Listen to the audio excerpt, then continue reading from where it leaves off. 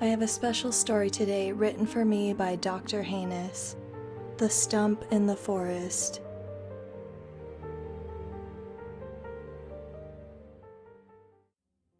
There is a tree stump in a specific cluster of dense woods that spawned the legend that haunts my hometown to this day.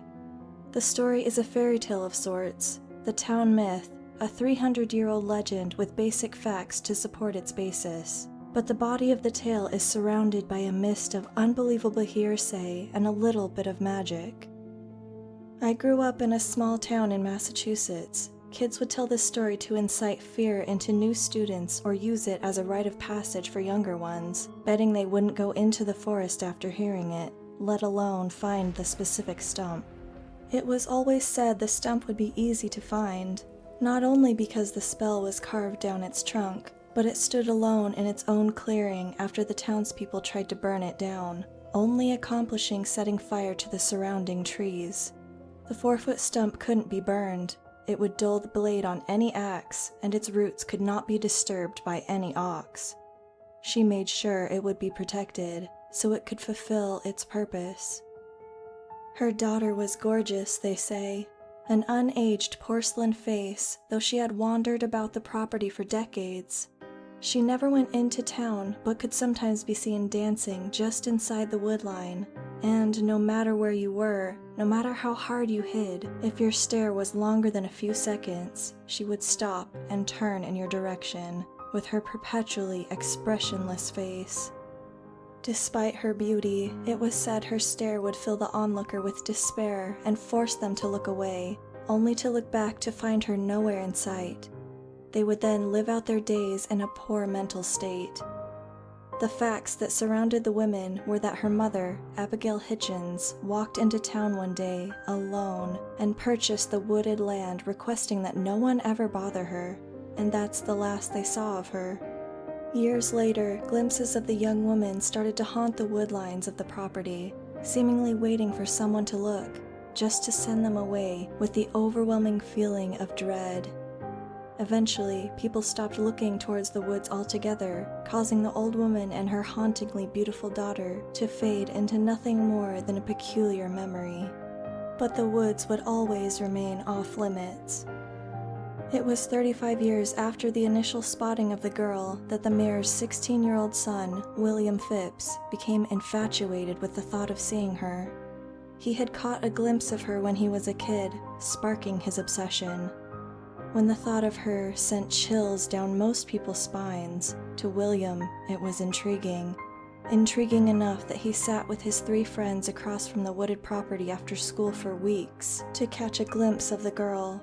One day, she finally showed herself. The white spot in the distance seemed to weave back and forth between the trees. As it got closer, they could make out the shape of the woman, which seemed to glide across the ground as she flailed her arms gracefully in the air. Her dress was being whipped around by the wind as she spun, before stopping in place, paralyzing the boys with a stare. After a moment, the boys turned and ran, all but William, who matched her stare with his own. William wasn't exactly what you would consider brave. He refused to collect milk from the cows in fear of being kicked. But his obsession with the girl gave him the courage to match her gaze and even rise to his feet. His heart pounded, forcing the blood through his body, allowing him to walk down the grassy hill and cross the road, all the while at the audience of the girl, now still as a statue, a stare blank as paper. William stopped within feet of the girl.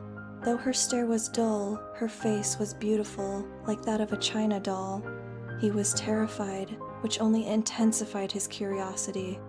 William's friends returned just in time to witness the girl lead him into the woods.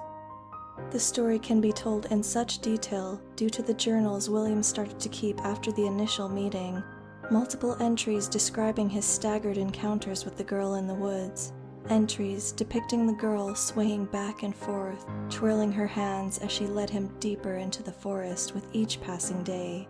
He wrote that she would often be fixated on a certain type of animal and follow these types for days. The odd part was, they would treat her as their own, going as far as offering her food. Her carefree quirks fascinated William in such a way that he felt a love growing deeper than the forest he had become so familiar with. Though she never said a word, he knew she felt the same.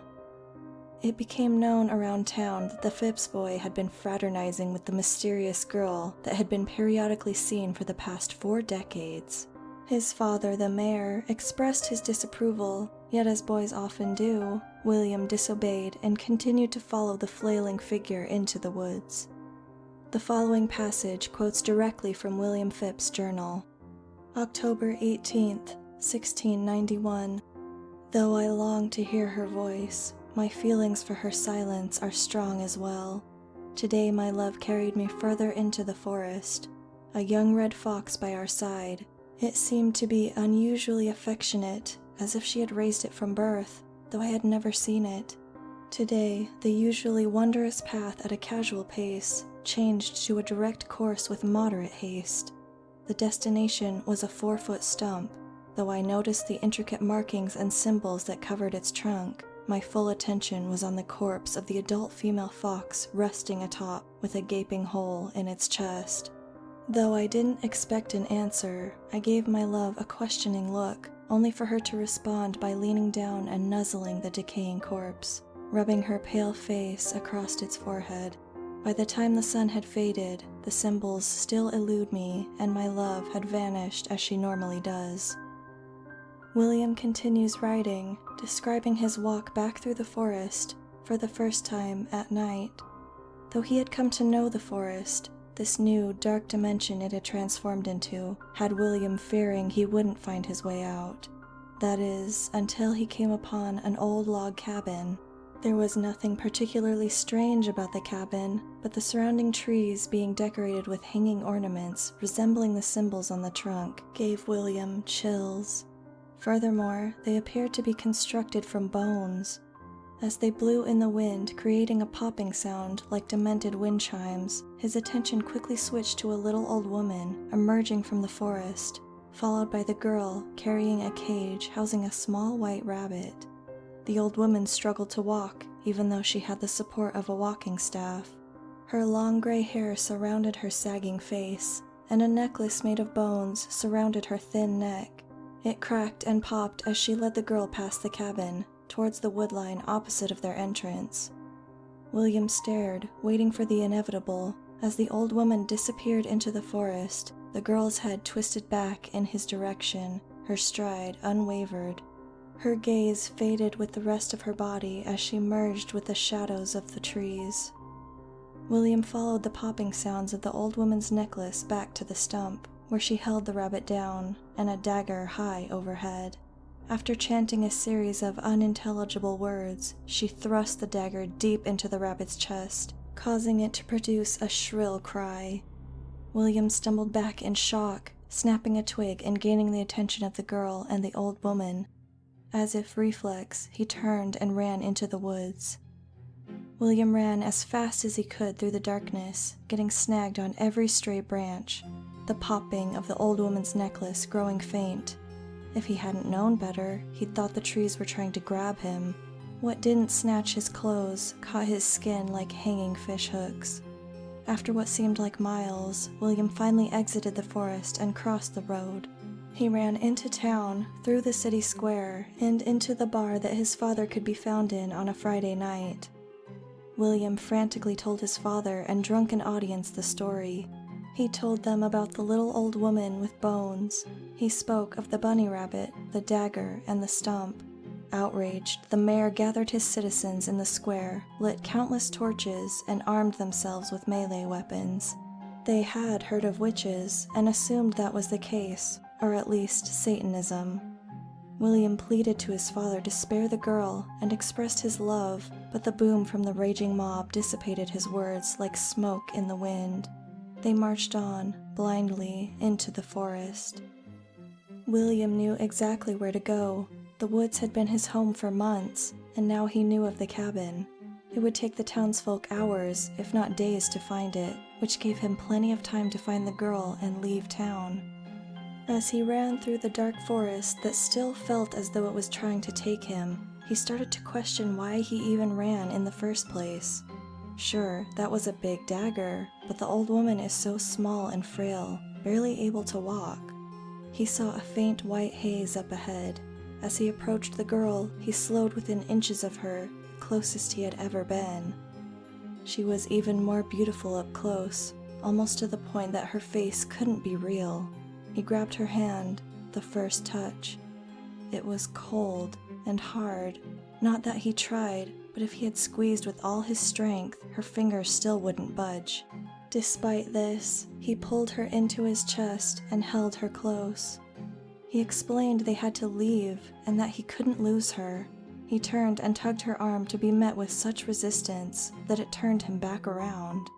He pulled with all his might, resulting in the girl twirling through the air, landing face down on a boulder. William rushed to her aid, turning her over, revealing a cracked face covering an empty skull. He felt her chest to see if she was breathing, to find it was nothing but padding, like that of a pillow. Upon further inspection, he found a hole in the center. He carefully slid his hand into the warm, slimy crevice and pulled out the still beating heart that was no bigger than that of a bunny rabbit. As the veins stretched from the hole to the heart in William's hand, he began to understand. The old woman was a witch, and this had to be some sort of doll, a vessel for a spirit, maybe her daughter, driven by a heart that if too small only lasts for a couple of weeks. This was what he had fallen in love with, an inanimate object controlled by spiritual puppet strings. As he came to this resolution, William heard a sound that sent chills down his spine. It's documented that the mayor and his mob searched the forest for 2 days before finding a large stump with strange markings carved down it. On top laid William's body, with a gaping hole in its chest. They continued the search for weeks, never finding a cabin or a little old woman with bones. Years later, people started seeing glimpses of the girl, and after that, people started going missing and being found heartless atop the stump. They stopped looking towards the woods altogether in fear of being led to their death by the girl and the old witch. Eventually, it became a memory, and then the town myth. One thing is true though, the girl is real. I've seen her. Like William, I too saw her as a kid, and now again as an adult. I'm looking at her right now, and I'm pretty sure she wants me to follow her.